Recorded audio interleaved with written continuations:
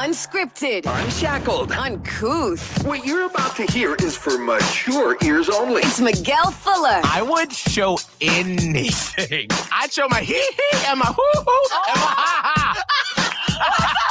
Holly O'Connor. Hey, Daddy, you want to take this to the bedroom? And Scotty the Body. I am officially not only the grill daddy, but I'm a hot grill daddy. Oh, wow. It's the Miguel and Holly Uncensored podcast. Only from Hot 101.5, Tampa Bay's new hit music. Thank you to Jacob 2 times for helping us start the podcast. And by the way, there are some things. This is what happens when our show and our apparatus of broadcasting is held together by shoestrings. Oh, yeah. So, Why? What happened? like, I'm not a video person, Yeah. but I sort of put together the videos that you see on the Miguel and Holly Instant on YouTube. You do good. Girl, it's Done good, son. it's very much like I'm in middle school and I'm just like putting some stuff together. So there's like stuff that you can hear on the podcast that you can't see on the YouTube channel. And then there are things on the YouTube channel podcast that you can't hear on the audio podcast where you listen to. So if you're ever bored, you can just explore both and see the differences. And Oh, Maybe that's you weird. got time. right. And today's podcast is actually going to be very much centered around that because we are exactly a year that we have officially, like, the world changed, that everything was different. It's a year. What did you call it on the air this morning, Holly? The Panniversary. The Panniversary. Anniversary. When everything changed. Yeah. So we're going to spend a couple minutes reflecting on what this year has brought us, how much we have changed, what has happened in our lives. And then I was just going through the podcast from a year ago. So today is March 12th, 2021. We're going to go back to March 12th, 2020. Oh, geez. This is literally the day after the NBA canceled their season. The World Health Organization declared it a world pandemic. Oh, Tom Hanks and Rita Wilson said that they had coronavirus. I mean, that's when like everything was just scary. that's when we were like, so I guess we got to, like, what should we do? Right. Because that was, remember when Wuhan was like shut down? Mhm. And Yes. Italy, if you remember, Italy was like, don't let this be your reality. Like, they were in their houses. They couldn't go outside. And we were like, Mhm. No. we got that. America. This is America. There's We no don't way. let viruses in our borders. Hell no. But I mean, unfortunately, I was one of those people. I was like, Yeah. well, and you can hear, we'll put this on the end of what our current conversation is, but it's so interesting to hear the naivete Mm. of us being like, well, I mean, we have to be broadcasters. Well- We have to like jump into formation and do it. I was going to say, that's what we're trained to do, though. right. We Literally, you we're- said that same word, that same phrase. Did I? Yeah. We're trained because we're also trained to make you not panic, because Right. how irresponsible would it be for us to have been like, go get toilet paper? No. We can't. Right. Even Right, if we yeah. maybe felt that way, which we didn't, by the way. Mm-hmm. Well, I did feel that way. But it's interesting because we sound so. It's like knowing what we know now Yeah, and of like course. what we've been through. We just Yeah. are like, okay, this is crazy, guys. We're here for you. And Like we were going to do something other than talk at you. like little did we know the emotional train wreck that we would all become over the next 12 months. But sort of reflecting on that before we go back in time to where we were. Yeah. What has this year been like, and what have you sort of discovered about yourself and other people Oh, yeah. in this past year? Mm. Or how have your relationships changed? Because I feel like everything that we've gone through this year, I've had several relationships that have changed because of it, several friendships. I've discovered more about myself, Mm. my fiance, about us, about even Boss Man Will, in this past year. So whoever wants to sort of go first, and then it's not like the show where we have to like, all right, I'm gonna do it, you're gonna do it, and Han's gonna do it. It'll just be an open discussion. Whoever wants to jump in first. Okay, so let me be the first to say that and this is delicate because I don't want to hurt. I don't want like I don't want to come off any type of way like uncaring. Right. However, when the pandemic first happened and when things first started to shut down, I was giddy.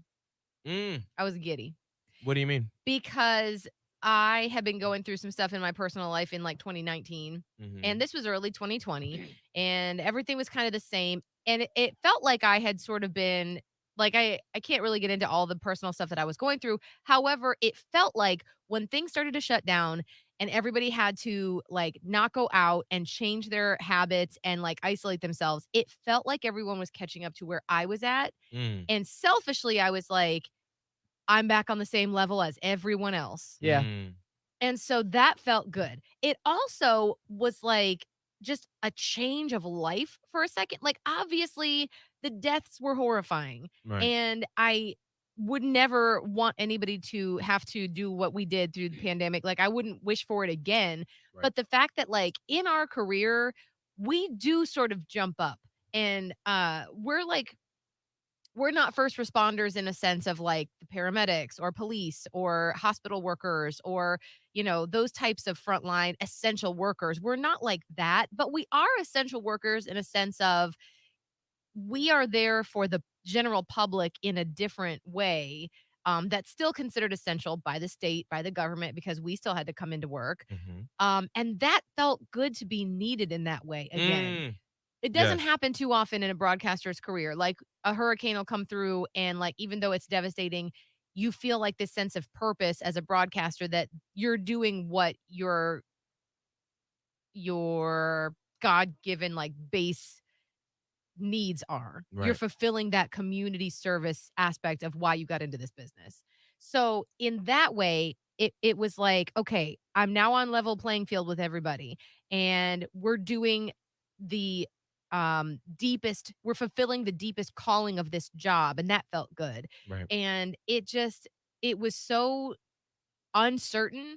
I almost felt like a sense of calm in the storm. Mm, Does Yeah. that make any sense? When all absolutely. that first stuff was starting. And then it changed. So that was my first blush. And I have some other thoughts if you want to. I want to jump in Yeah. and say that I I feel you on that. Like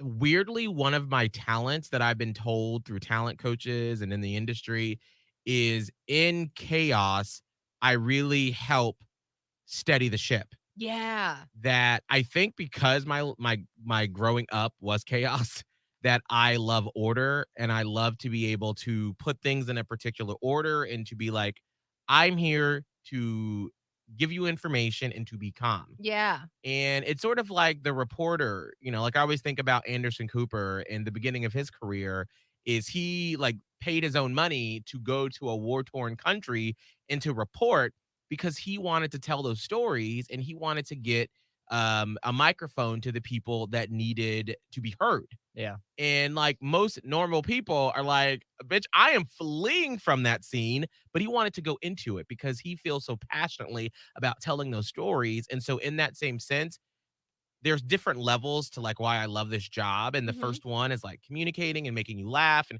help you start your day.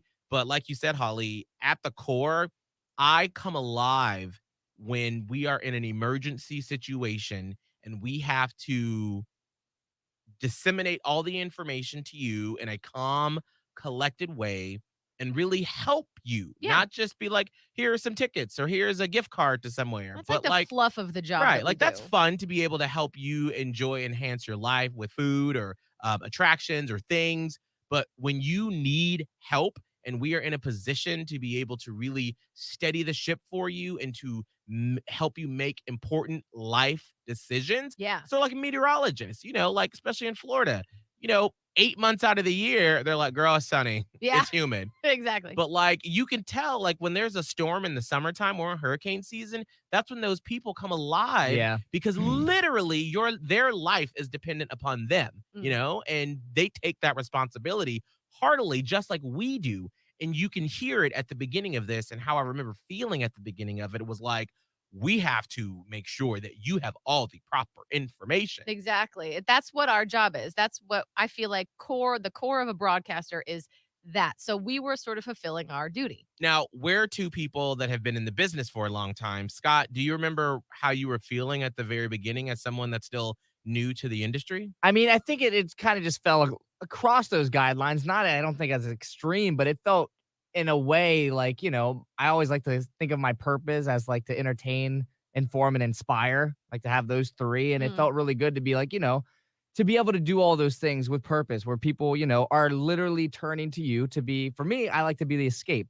So in those cases, like we did provide as much information as possible, but also as we saw the months go on, it felt really good to be the person I was like, yo, like my life is just in shambles. I at least have these couple hours when we're on the air and like we're entertaining them, making their day a little bit brighter when the next day isn't so clear of what's going to happen. Yeah. That's like so fulfilling to me because that's why I do everything I do, from hosting trivia on a random Tuesday or Thursday night to going on the radio and just being somebody that's like, oh, you know what? I don't know what's going on in my life, but he made me laugh. It felt good to actually have that purpose. I remember one day, probably beginning of April, Mhm. and because remember our podcast, I think we did it like 3 days a week or 2 days a week at the beginning of 2020. Yeah. And then I think a week into the sort of like when we went into like super lockdown, we were like, all right, When things started happening fast. yeah, we were like, all right, we're going to take it daily because information was coming quickly. Yeah. And so the podcast was sort of the way to get information out, like what businesses are open for takeout Yeah. and, Oh, yeah. where can you go? Like, what are some resources that you need? And so it felt really good to be able to help in like a real tangible way. Yeah. 100%. That was so good. But I think what really, like, the thing that reverberates is just the like pure exhaustion, like the mental Yeah. exhaustion, the emotional exhaustion, because we in here were like, the ship is steady, here's the information. And then as soon as I would get in my car from the station, I would literally just sit for like 5 minutes and just like stare out, because I'd be like, for like 8 hours, we've just been like, Because remember, the show started going from 6 until noon, yeah, and Yeah. then we would do the podcast. for 5 days a week. Yes. And so it was just so much mentally that I would get home and just be like, I've got nothing else. So Like my cup is empty. that would have been like April, because it started around now, Mhm. March, mid-March. And then I remember March 13th, I picked my daughter up from school, and as I was taking her out of aftercare, which she would go to and doesn't anymore because of the pandemic. Wow. But anyway, as I was picking her up from aftercare, I looked at the school and I was like, things are real touch and go right now. I don't know when she's going to be back, because we Mm. were headed into spring break. That's right. Oh yeah, And because we're supposed to take that Monday off. We were. Wow. Yeah. And we were like, well, let's play it by ear. We may need to come in that Monday. Yeah. Spoiler alert, we came in that Monday. We literally didn't take a day off until like July, I think. Correct. So, but they sent my daughter home with like her little workbook, like her not Mac, but whatever computer thing that they have. Mhm. They sent her home with all of it because they're like, we don't know, but better to be safe than sorry. So as I got that backpack and it was super heavy, I was like, this is Oh. ominous. This is Mm. foreshadowing. This feels weird. Yeah. I Right. even took a moment in the parking lot to like look at the school and be like, Mm. I feel it coming. Right. Ah. Yeah. And so Yeah. that was mid-March. And then, like you said, all that stuff, we jumped into action. Great. And then the kids were on spring break, or at least my kid was. And then when like people didn't know what to do about school going back after spring break, and then they were like, "Ooh, we're going to go virtual." So then like my life on the personal side, I had to like pull a lot of strings. I had to make a lot of big grown-up decisions and like put my foot down in a couple areas of my life that actually needed to happen. Mm. But then it was still stressful because then starting in April, virtual schooling happened. Right. And so as April and May rolled on, and you're talking about the exhaustion we felt with like 8 hours, on the air, doing the podcast, giving our all, because that's what we do in our job. I would get in my car and I would drive home. And there were 3 people at my house that had just been there with each other all day with this, crazy news going on, trying to also get a first grader through school online. And as soon as I walked in the door, they'd be like, Mommy, hey, oh, what do you need? I need this. Oh my God, your mom today. And I'm like, Mm. oh my God. So it was like the buildup started. And like the first week or so was like, okay. And as the weeks went by with this online schooling and everyone's just staring at each other in their face, and I was just like, I'm not. What was really kind of fun at the beginning now is starting to be like, when do I get a break? Right. And then like the summer happened, and I wasn't going to send her to summer camp because Yeah. you couldn't. And then she was just sitting at home all day. And then like the three of them that were at home all day were just kind of like, this is a lot, Yeah. because it is a lot. And it was like, I started to get like my mental health. I noticed I started, by the way, Neurospot TMS around the same time last year. Thank God for that. Mm-hmm. Because by this time summer came around, it was just so exhausting. It was Right. being on all day long in Mm. some form or another. And it was so tiring. And by the time we got to Labor Day, it was like tensions were real high at my house. There were some explosions that happened. It was just everybody was feeling that strain of something that we thought back in March was going to last for like maybe a month or two tops. Yeah. Was now getting worse with no end in sight. Right. Yeah. And then that's just the pandemic. Let's not forget that George Floyd happened, Mm-hmm. that Breonna Taylor happened. Mm-hmm. So you've got like the pandemic, and everyone's mental health is crazy now. And you've got all of this societal race related stuff happening. And we started gearing up for an election. Yep. It felt like what at one point was like, we're here to help everybody. We got this. Yeah, we are here for you. Was suddenly like, Mm. Don't know what else to do. well, shit's heavy again today. Bruh. What's next? It turned over the course of probably 5 months completely in a different direction. I mean, I remember because I believe George Floyd was killed, the Memorial Day weekend. Yes, I And think so. I remember whatever day that was that like Atlanta started to like burn, and my mom was on Oh the my gosh, phone yeah. and she was like crying because she was scared. I was like, I feel like when my grandma said growing up that we're living in our last days, like I truly felt that in my heart. I was like, I don't know what's about to happen, if like it's the rapture side of things, or if like how I grew up believing that like Jesus is gonna blow the trumpets and he coming down and we about to like, if you go into heaven, you going, if you not, you stuck.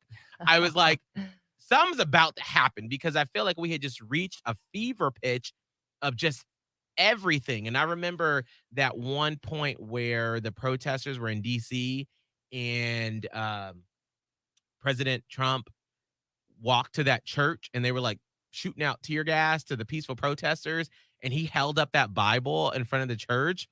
I was like, this is it. I don't know what's about. Jesus is coming, y'all. This is it. We're done as a society. Like, I got nothing else. It felt that way. Signing It off did. forever. Miguel and Holly and Scott. It felt that way. And you know what's interesting? Let me give you like a weird perspective on that. I saw a TikTok months ago. It was this older gentleman who God knows how he had got his way to TikTok. No. But he was like, somebody asked me if like this is it. This is it. Is this the end? And has this level of crazy ever happened before? He's like, let me take you to the 60s Mm-hmm. when Kennedy was assassinated, Martin Luther King Jr. was assassinated, Mm-hmm. the Vietnam War was raging on, and nobody knew when the end of it was happening. Mm. Like there were protests, there were riots, there like the president was like there was all of this. He's like it was very similar, but after that, the Summer of Love happened, Right. and different things started happening, and he's like, just hold on, it will get better. And I was Right. like, it's good to have it in perspective that like it's sort of almost cyclical where it feels like the world is falling apart and like we managed to swing by the like skin of our teeth, and then it's like, we good? Mm. Not that we're even there yet. Right. But Wow, we needed it was summer an love. interesting perspective from this older man who had been through all of those catastrophic events as well. I'm actually ready for the disco era to come back. Oh, next. me too. I'm ready. Like, is that coming back? You know Like, who could what's bring going it back? on? Who? Dua Lipa. Do it. Bring a girl. Come on. Now, Scott, you've been quiet because obviously your year has just been, oh, You're so good at picking up on things. I don't know. I feel really triggered. I don't know. Like thinking about the last year. Like, I don't Yeah. know. It kind of makes me a little pissed off. Just because, like, I'm Yes. so happy, like, we are getting to a place. like where it's like we are and this is where I get so bitter with like in a good way, like thank God people could see their families again. But I don't know. I get in a weird place right now because, last year my mom was in the hospital a lot and I get really upset because I wasn't able to see her for a lot of months. Yes. Mm, And so that's what I think of when I think of last year. I like think of last summer and I think of all the times like I just wish like it could be now at least where I could visit her mm. and actually be in like the rehab center with her because for the last couple months before she passed, I couldn't. Yeah. And I Right. had to talk to her on the phone and thank God I did, but there was just a lot of tough moments where it's so weird to think about it now like wow, like we're 4 months out and people are able to like go in and do stuff and life is coming back to normal. And It feels not fair because it's it not fair. it does feel a little not fair. And it's just a weird feeling. Like I have this weird like not I guess yeah, like a little bit of anger right now. Like of course it was going to be a turning tide of like life would be going back to normal and vaccines would be coming. I just wish it was a little bit different timing. And I Mhm. I know so many families feel like that if they lost somebody and Oh my things gosh. like Yeah. that could be a little different because it is so hard to even think back and being like I couldn't even like go in. I like and thank God like a couple things happened where I actually got to see my mom in person like the week before she passed because my dad decided to drive her over here to Tampa to get another like doctor's perspective on everything. But without that, it would have been months before I actually got to like hold my mom's hand. And like because my dad did what he did, like I actually had that moment and I'm Mm. forever thankful for that. But it's just I remember driving up and not being able to like I couldn't go inside. I had to like stare through a window. And that part it really just hits hard when I think about last year. So that's kind of where I'm at. There's a lot of I would imagine, and tell me if I'm wrong. Maybe the feeling that you're feeling besides anger and sadness is what is it I want to name? Bitterness maybe and some jealousy that Jealousy would be one. Yeah. that it isn't fair. I'm like I'm crying for you. It's jealousy because it's like other people got like if their parent has passed away, maybe they got those like final months to like be with them and you through COVID did not. Mm. Yeah. Yeah. I think the word that comes to my mind is jealousy. Yeah. Like, and it's just, for me, it's the biggest reminder, like going forward to like take advantage of time because you don't know when you're not going to be able to see somebody in person. Right. Right. But it's such a beautiful thing. Like when people are like talking about going to see their families right now, it's just, I feel like both sides. I'm like, I'm so pumped for you and I'm so jealous of you at the same time Yes. because I So- would do anything to have And a that's different okay, situation. by the way, to feel that way. Absolutely. Feel all the feelings because you are entitled because that's your story and that's your experience.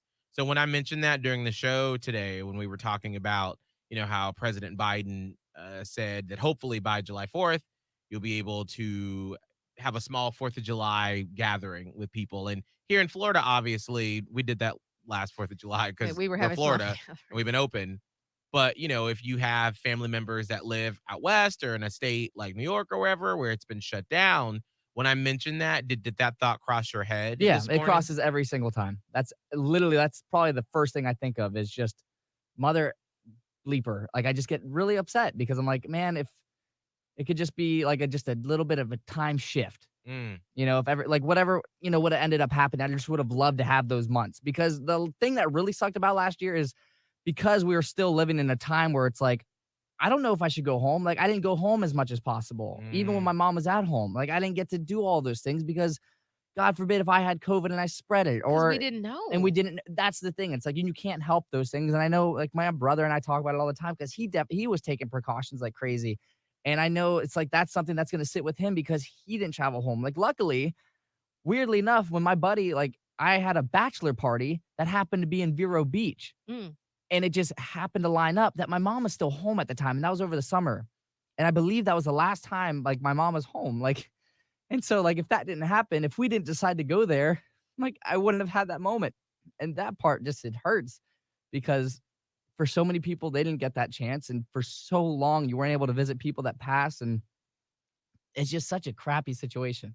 So yeah, when I think about like, wow, we're gonna be able to have family gatherings, it's weird because now we're gonna be able to do it. And my family looks a lot different Mm. a year ago. We lost three members of my family. And a period of 2 months. Yeah. Mm.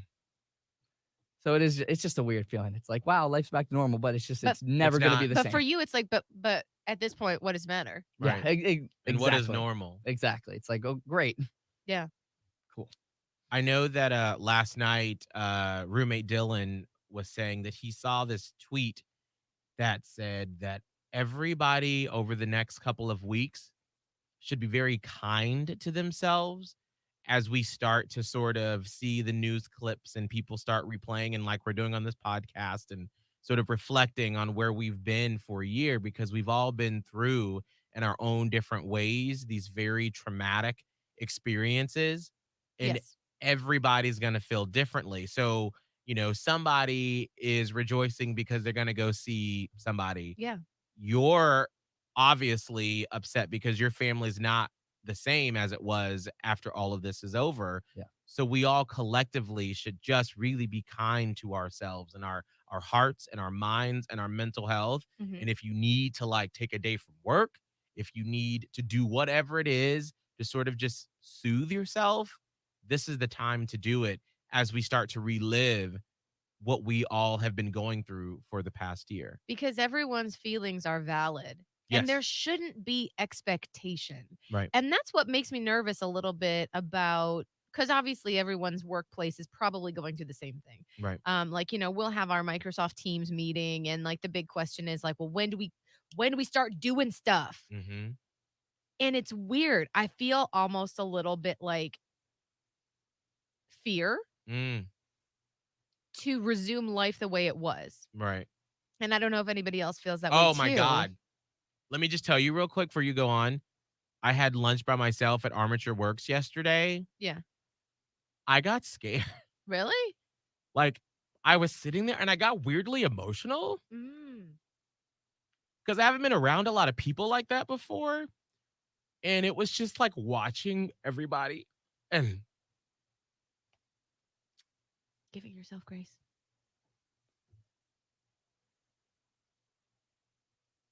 I was like, I'm scared to do an event. Yeesh. Not because of coronavirus, but just thank you. Being oh, my ring light. Oh, sorry. That's fine. Like just being around people again and just not knowing how to be a normal human. But yes, because we don't. Right. So it's just we're all in a very weird time. So I sorry to cut you off, but No. I was like sitting there eating my chicken tenders and I was like, I don't know. Like it's gonna be really weird to do things like we were doing them before. But that's the thing. Like and this is not like a slam on anybody or our management or anything, but